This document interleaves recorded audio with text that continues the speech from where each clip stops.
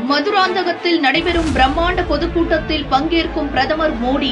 வருக வருக என வரவேற்கிறார் தமிழக பாஜக மாநில துணைத் தலைவர் டால்பின் ஸ்ரீதர். அனைவருக்கும் இதயத்தின் பொங்கல் நல்வாழ்த்துக்கள். பொங்கலோ பொங்கல்.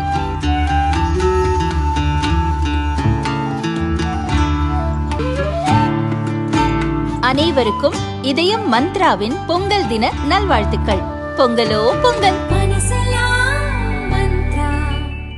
உலகெங்கும் ஃபேஸ்புக், இன்ஸ்டாகிராம், எக்ஸ், டெலிகிராம் உள்ளிட்ட சமூக ஊடக பயன்பாடு அதிகரித்துள்ளது. குறிப்பாக டீனேஜை சேர்ந்த சிறார்கள் மற்றும் பருவ வயதுடைய இளைஞர்கள் மத்தியில் இதன் பயன்பாடு, அதன் தாக்கம் அதிகம் உள்ளது.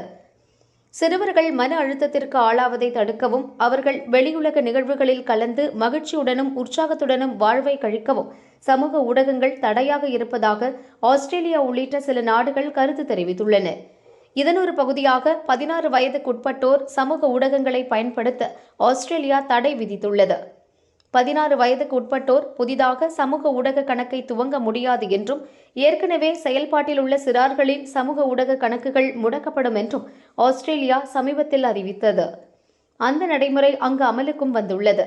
தடையை மீறி சிறார்களை அனுமதிக்கும் சமூக ஊடக நிறுவனங்கள் மீது 3 கோடி ரூபாய் அபராதம் விதிக்கும் வகையில் ஆஸ்திரேலிய அரசு உத்தரவு பிறப்பித்துள்ளது.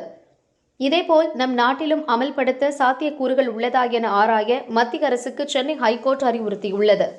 இந்நிலையில் ஆந்திராவில் அதுபோன்ற தடையை அமல்படுத்துவது குறித்து மாநில அரசு ஆலோசிப்பதாக ஆந்திர மாநில தொழில்நுட்பத்துறை அமைச்சர் நாரா லோகேஷ் கருத்து தெரிவித்துள்ளார்.